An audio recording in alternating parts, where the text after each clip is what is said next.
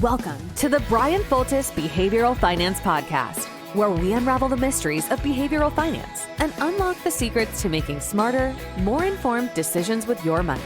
Now, here's your host, Dr. Bryan Foltice.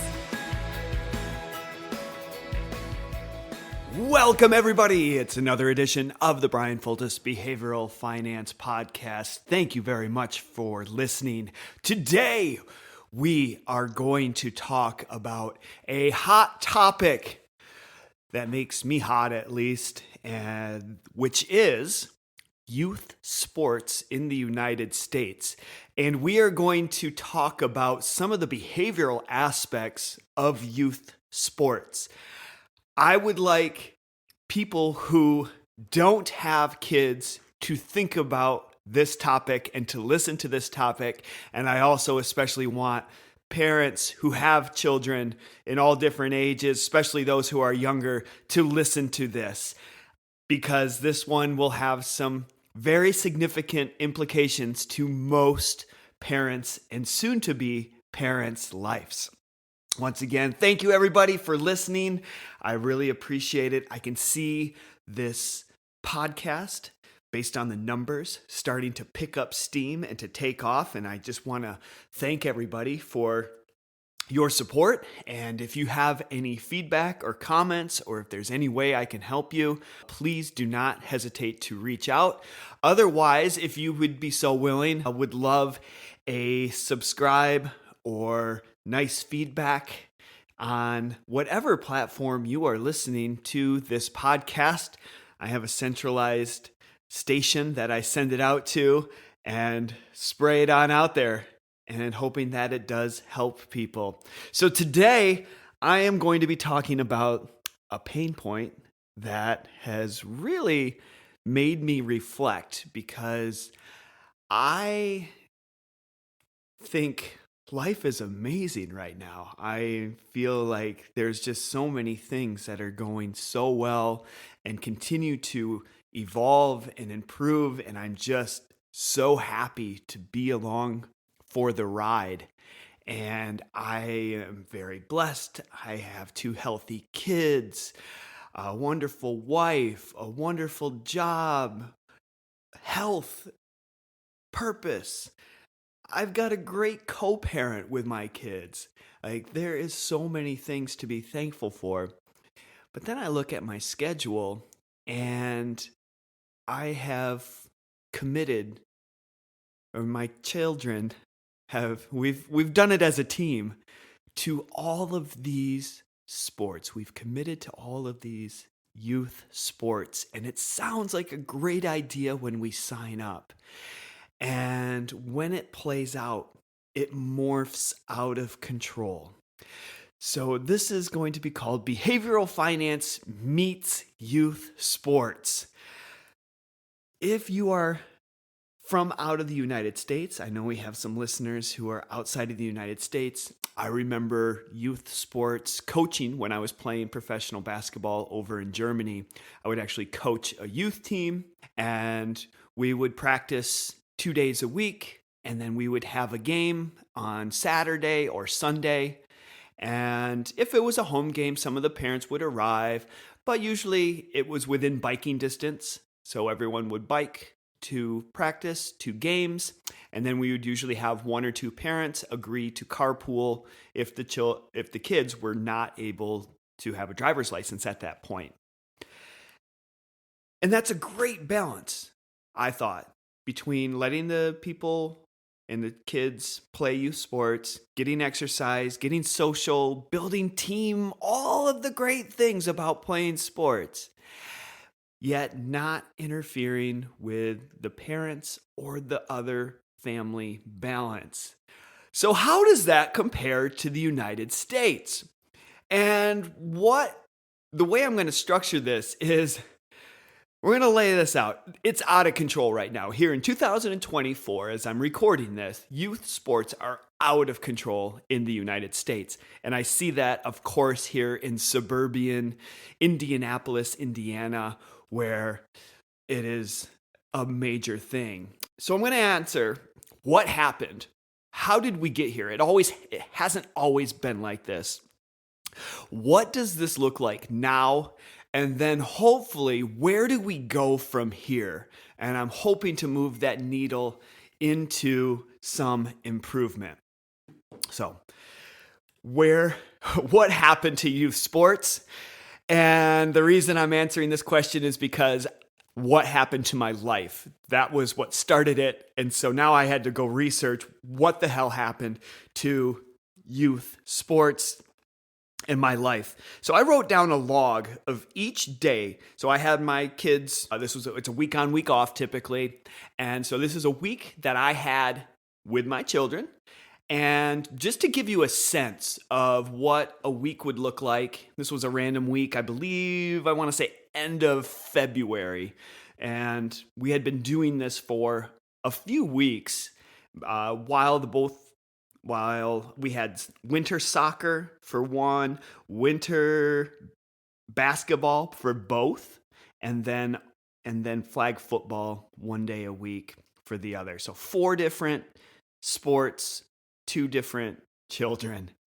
On Wednesday, just to give you an idea, we had 1 soccer practice, 1 basketball practice, and a flag football game. Soccer practice overlapped, so it was just basketball practice. And this takes us up the road about 15 to 20 minutes. So just awkward enough to not want to go back because then you lose all the time. We left the house around 7 o'clock for basketball practice to drop off the younger son at basketball and then drive up to drop off the older son at the flag football game, which is about 10 minutes up the road. Then you have about 45 minutes of idle time where it doesn't make sense to go back home, only to drive straight back, where you have to basically fiddle around. So you see this very commonly happening in my world, where parents are just in the car and they idle. And this really, really bugs me. But that's where I found myself. What do I do? Where do I go? And this is a pain point in my life because it's idle time. And so I have to, if I have my act together, I can either get to the gym or I can go to, I realized I go to the winery quite a bit when they know me by name. And I go there to have a glass of wine and get my work organized or get some work done that I've brought with me. I try to get things done, whether it's exercise or mental health. That's my winery experience. But then once basketball practice wraps up at 9, we go to the flag football game, which started at 9. That ended at about 10:15 and we get home at 10:30. So one night, 3 hours and 30 minutes out and about. On the next day, we had just 1 basketball practice from 6 to 7. Location was 17 minutes away. I've done my homework.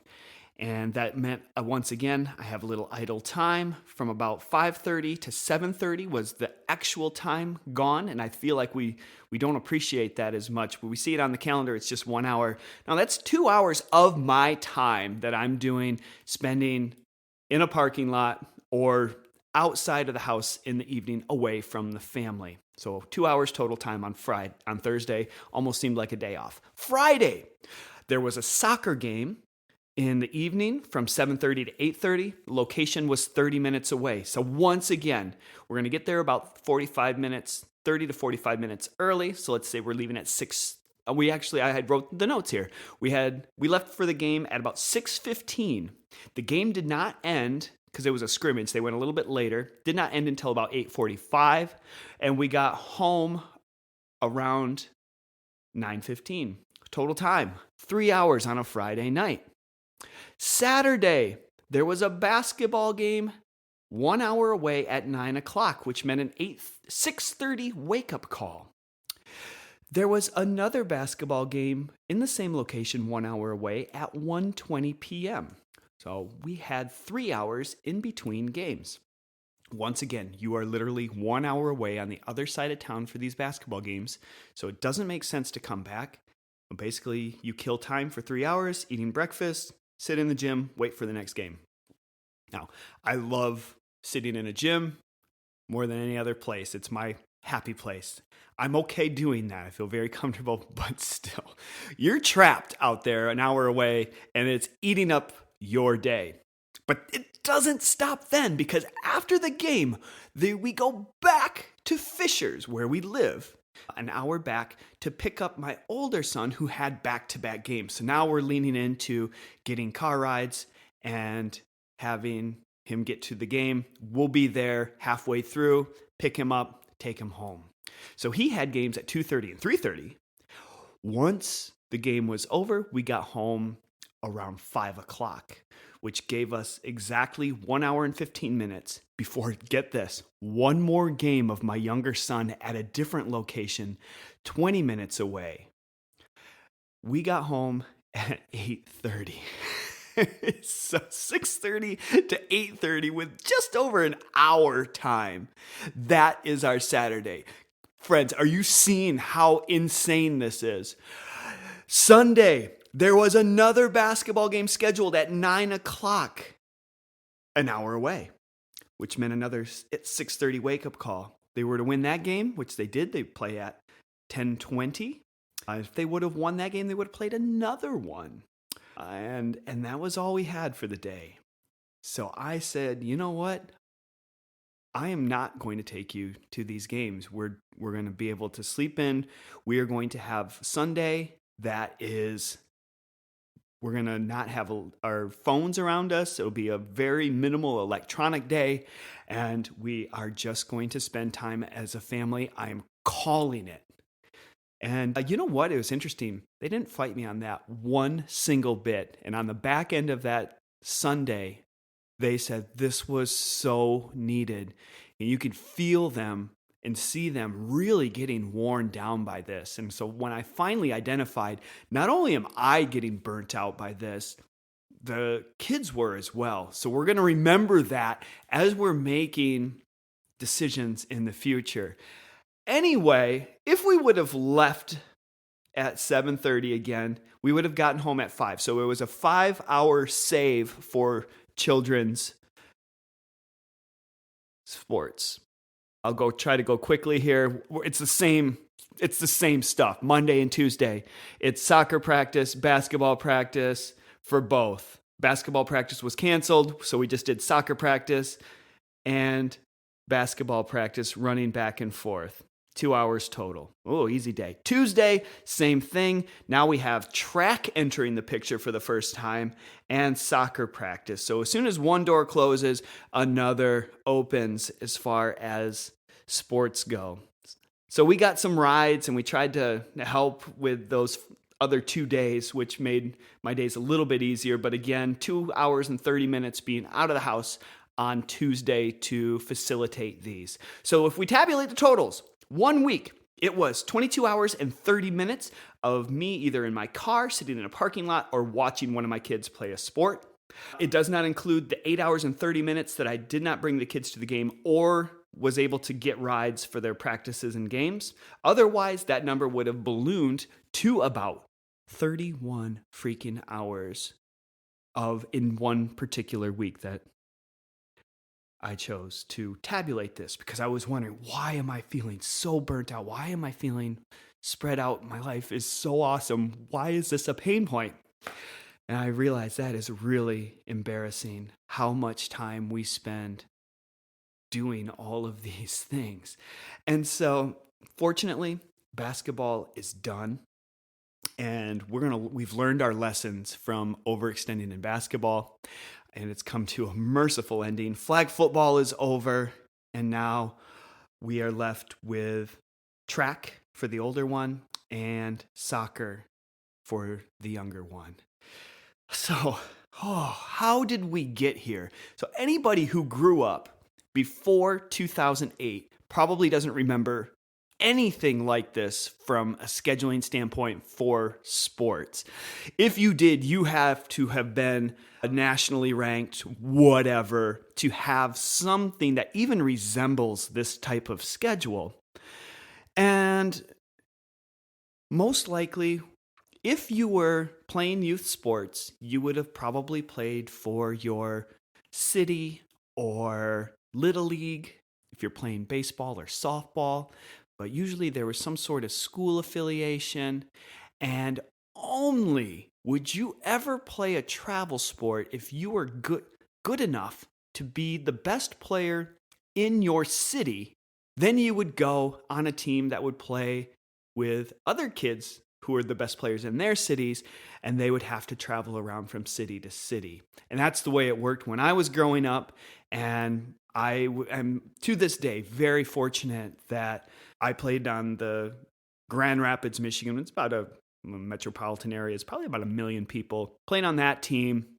And then in high school, I actually played for a season on the Detroit AAU team, the Detroit Roadrunners, which were the best team in the state. And my dad would take me across the city once a week to practice, which was 2 hours and some change one way right downtown Detroit.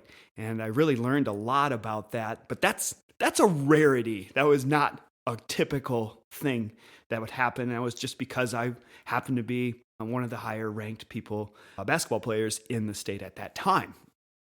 So anyway, in 2008, we've moved so far away from this paradigm that it's unrecognizable. So I had to realize, I went back and researched what happened to get us here.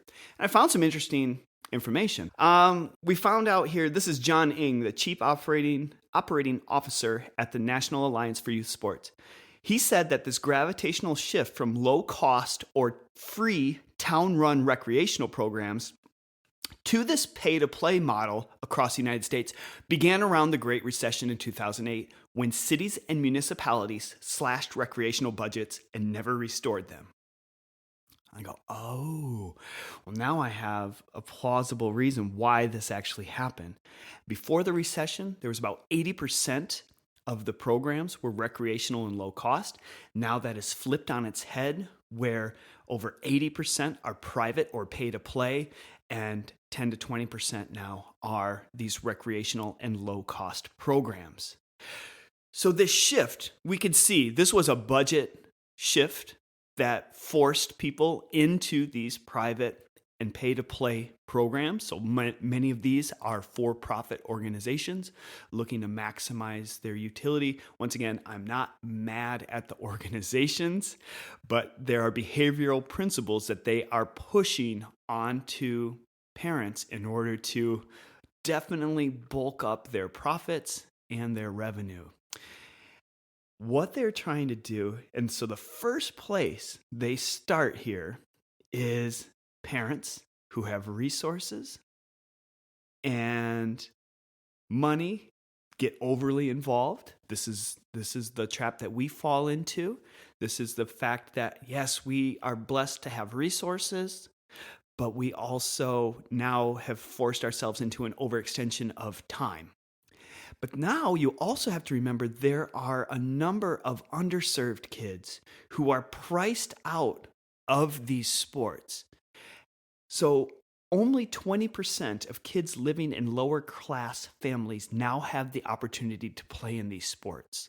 So I'm seeing this from my perspective, and I want to be cognizant and realize that there's the other end of people who are struggling financially, who either aren't able to let their children play in these sports, or find themselves so overextended from these sports and allowing their children to play that it's causing tremendous financial burdens on these families. So what does this have to do with behavioral finance? Well, first of all, youth sports is a $19 billion annual business here in the United States. And much of this system is built on selling hope to parents. Selling hope to parents that starting their child young and giving them the best training will put them on a path to stardom. Now, we got to go back and listen to the other episodes as we were laying that groundwork. What one does that actually sound like? Well, to me, that sounds like overconfidence. Preying on some of these overconfidence, the inflated sense of not only our own abilities, but our children's abilities. Oh, they're so good. They're going to be the next Lionel Messi or the next LeBron James. And so we're going to do whatever it takes to support them and to fund this. And at its base. It sounds like a good endeavor. We want to support our kids. We love them more than anything. And we want to do anything we can to help them be the best they can. And boy, don't those private companies know that. And so they say, yep, your Johnny is amazing. And we're going to give them all the support, give them most opportunities to be the best player they can possibly be. So this overconfidence, let me give you some examples here. This incongruence from parents' beliefs that their child will actually get a scholarship compared to the actual probability that they will are so far off. Now let's lay out the base probability. 2% of high school athletes get a college scholarship of some sort for their sport. A survey by the National Alliance for Youth Sports found that 45% of parents believe that their child has a chance at an athletic scholarship, compared to the 2 that actually get it. A further survey by TD Ameritrade found that 26% of parents expect their child to receive an athletic scholarship. Expectation of 26%, which is 13 times the actual probability. The hope that people will get an athletic scholarship is over 22 times the actual probability. So this whole youth sports culture has gotten so crazy. We're focusing on these athletes. It's the only way, and the only way to make this happen is to spend this money. And this is where the private companies step in. And they're pushing this narrative that children as young as 5 must become singularly focused on a particular sport and focus their training year round. And these businesses, you don't realize, are charging thousands of dollars to give them this opportunity. So we've seen many of these soccer clubs grow into multi-million-dollar businesses with mega expansion. And I'm paying into that every year. I am participating in it, so I'm not exempt. I'm trying to mitigate at this point. And still, we see this growth all around us. We see new facilities here in suburban Indianapolis popping up all the time. Huge sprawls of complexes. Now, I'll tell you what bothers me about this is you have these huge complexes all around us.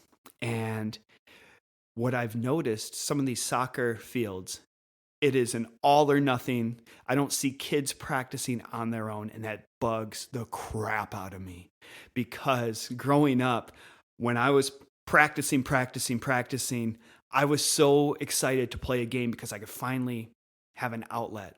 Here, it is so distorted in the other direction that the kids are doing their games, maybe a practice from here and there, that they don't want to play their sport on their own. So now, once again, we're seeing this whole thing, how it's shifted so out of balance here. So anyway, we've got overconfidence of parents, and now there is this huge strain on parents, and we're talking now money, how much they're paying from it. So 59% of surveyed parents say they feel financial strain of their children's sports. 49% say that they will make it work, while others, 11% of this group, plan on going into debt for these youth sports. So we can see here, it's overconfidence. It is really starting to kill people financially. And next time we talk, it's going to be about the emotional impact, how it actually affects families, and from all different aspects, how it affects families in the current moment. And we're going to talk about later where to go from here. But at least today we were able to lay out what the hell happened to youth sports in the United States, laid the foundation, and now we're going to try to make improvements from here. I hope you enjoyed that. See, I had my statistics ready to go. And anyway, I'm going to leave it from here. I hope you all have a great rest of your day and your week, and I'll look forward to talking to you again next week. Have a great one. Bye-bye.